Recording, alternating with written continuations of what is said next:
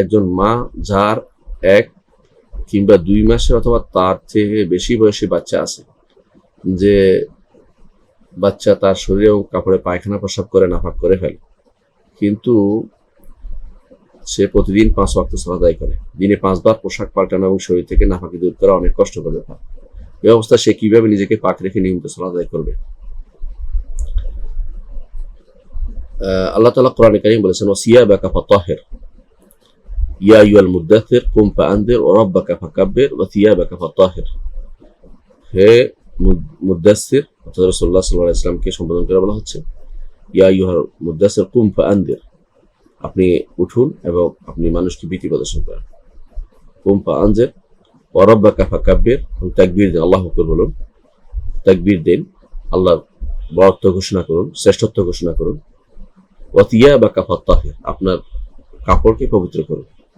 সুতরাং কাপড় পবিত্র হতেই হবে, আর শরীর পবিত্র হতে হবে, কারণ রাসূলুল্লাহ সাল্লাল্লাহু আলাইহি ওয়াসাল্লাম বলেছেন, লা ইয়াকবালুল্লাহু সালাতা মান আহদাসা হাত্তা ইয়াতাওয়াদ্দা। কেউ যদি কোনো তার হদস হয়, তার ওযু না করা পবিত্র না হওয়া পর্যন্ত তার হবে না, তার কোনো সালাত হবে না, গ্রহণযোগ্য হবে না।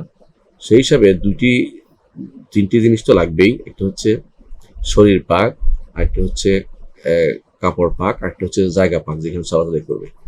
এই 3টি বিষয় গুরুত্বপূর্ণ, যে এগুলো লাগবেই।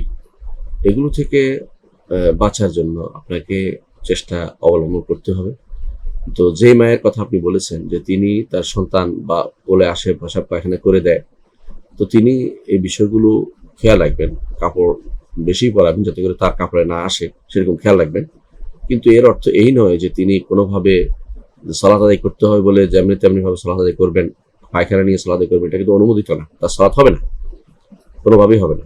তো তিনি অবশ্যই কাপড় বদলাতে হবে, তাকে কাপড় বদলাতে হবে। সালাতের জন্য আলাদা কাপড় রাখাটা একটা ভালো, কারণ সালাতের জন্য সিয়াবুল বাজলা, বা যে সালাত পরে যেই কাপড় পরে আপনি কাজ করেন সেই কাপড় পরে সালাত আদায় করাটা বেমানান। আল্লাহর জন্য সুন্দর কাপড় পরাটা আল্লাহ তাআলার নির্দেশনা। তিনি বলেছেন, ইয়া বানি আদম খুযু যিনাতাকুম ইনদা কুল্লি মাসজিদ, হে বনি আদম, তোমরা পবিত্র সুন্দর, তোমাদের যখন মসজিদে যাবে, সিজদার জায়গা যাবে, তখন সবচেয়ে উত্তম কাপড়টি তোমরা পরবে।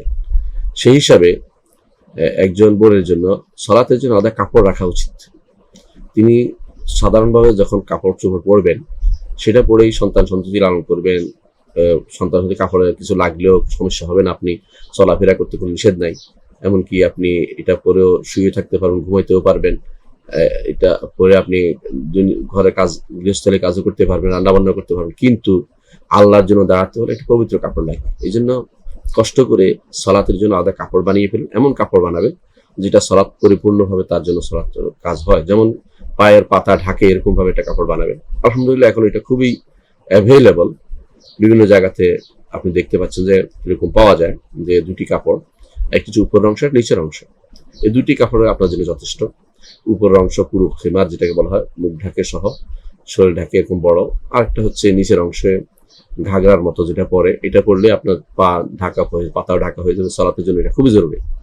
তো এই বোনকে আমি অনুরোধ জানাবো যে আপনি সাধারণ কাপড় পরুন সবসময়, কিন্তু সালাতের জন্য আলাদা কাপড় পরুন, তাতেই আপনার হয়ে যাবে। সবসময় আপনার বারবার অন্য কাপড় পরা জরুরি না, ওই কাপড়টাই ঠিক রাখবেন, যে কাপড়টা পরে সালাত আদায় করছেন ওই কাপড়টা সবসময় ঠিক রাখবেন, যে সালাত আদায় করে খুলে ফেলে আবার আগে কাপড়টা পরতে পারবেন, যেটাতে সমস্যা আছে বা যেটাতে কোনো সন্তান পেশাব করেছে বা কিছু লেগেছে বলে সন্দেহ, সেটা পরে পরবেন। কিন্তু কাপড়টা অবশ্যই পবিত্র হতে হবে, না আপনার সালাত হবে না। তো বিষয়টা আমার মনে হয় এখন অনেকটা সহজ হয়ে গেছে, কারণ এগুলি মানুষ বানাইতে পারে, এখন বেশি দামও না, অনেক 500-600 টাকার মধ্যেই একটা কাপড় বানাইলে আপনার 1 বছর চলে যায়, 2 বছর চলে যায়, কোনো সমস্যা হয় না। তাহলে আপনি কেন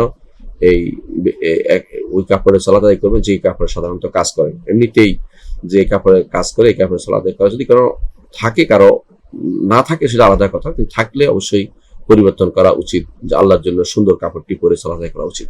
আল্লাহর সামনে দাঁড়ানো, এটা একজন ইমানদারের বড় নেয়ামত, তিনি দাঁড়াতে পেরেছেন, এবং তার জন্য উচিত রাজাধীরাজ যিনি, সমস্ত বাদশাহ, সমস্ত ক্ষমতাধর যিনি, তার সামনে তিনি দাঁড়িয়েছেন, সবচেয়ে সুন্দর পোশাকে দাঁড়াবেন, এটাই স্বাভাবিক। এই জন্য ভিন্ন পোশাক রাখলেই এই সমস্যার সমাধান সম্ভব।